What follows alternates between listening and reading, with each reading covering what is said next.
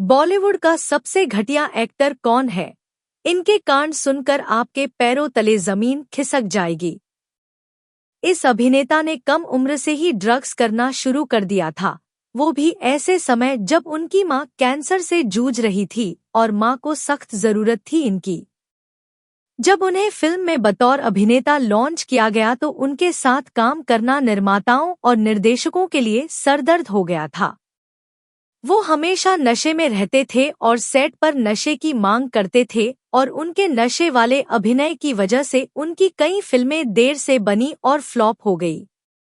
उन्होंने अपनी हर अभिनेत्री के साथ अफेयर चलाने की कोशिश की, फिर चाहे वो टीना मुनीम हो या रति अग्निहोत्री या रेखा। नशे की हालत में एक बार वो श्रीदेवी के मेकअप रूम में पहुंच गया था, जिससे श्रीदेवी इतनी डर गई कि अगले 10 साल तक वो उनके साथ काम नहीं कर सकी। रति अग्निहोत्री के पिता ने संजय दत्त के नशे की तस्वीरें ली, तब जाकर उनका रिश्ता टूटा। टीना मुनीम और ऋषि कपूर की नज़दीकियों की खबरें आने पर उन्होंने ऋषि कपूर के घर जाकर हंगामा किया था और ऋषि कपूर को पीटने की धमकी दी थी।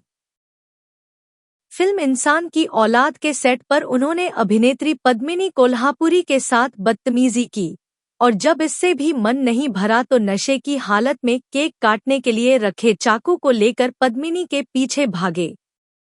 पद्मिनी ने किसी तरह भागकर खुद को बचाया। एक बार नशे की हालत में उन्होंने हवा में फायरिंग कर दी जो बिल्डिंग की दीवार पर जाकर लगी, जिसके कारण उनके ऊपर पुलिस केस हो गया। नशा मुक्ति केंद्र से वापस आने के बाद उन्होंने ऋचा शर्मा से शादी की और बाकी अभिनेत्रियों की तरह ऋचा को भी फिल्में छोड़ने के लिए फोर्स किया। इसके बाद भी उनके अफेयर्स की खबरें आती रही, विशेषकर माधुरी दीक्षित के साथ। इससे ऋचा शर्मा इतनी दुखी हुई कि अपने माँ बाप के पास अमेरिका चली गई।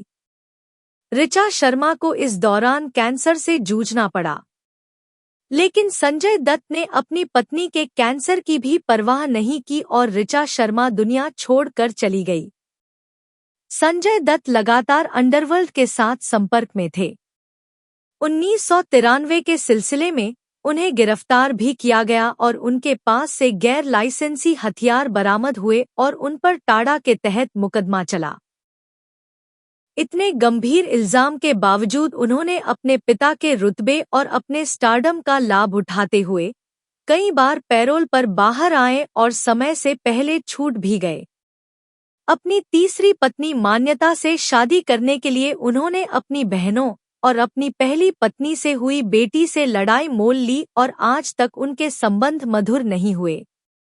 अपनी बेटी त्रिशाला पर उन्होंने कई पाबंदियां लगाई और उनको फिल्म में जाने देने से इनकार कर दिया। एक इंटरव्यू में तो उन्होंने ये तक कहा कि अगर उनकी बेटी किसी के साथ अफेयर करती है तो फिर बाप के नाते वो फिर से 5 साल और जेल जाने को तैयार है, क्योंकि उनकी बेटी के प्रेमी को पहले उनसे उलझना पड़ेगा। सारे ऐब होने के बावजूद और इतने गैर कानूनी काम करने के बाद भी ये इंडस्ट्री के बड़े स्टार है। मिला जुला के कहूँ तो इनके इतने किस्से हैं जिन्हें पूरे जानने में बहुत लंबी वीडियो बन जाएगी। ये सब इनके कांड थे जिन्हें गिनवा दिए, बाकी रही बात इनके बारे में सोचने की तो मेरे लिए कोई स्पेशल नहीं है। मेरे लिए आपकी तरह मेरे तरह ही ये इस देश के नागरिक हैं, जिनके पास हमसे और आपसे ज्यादा अच्छे संसाधन है। बाकी दूसरों की तरह कसम नहीं दूंगी। ऐसी जानकारी और हमारी मेहनत के लिए एक लाइक और सब्सक्राइब। जय हिंद, जय भारत।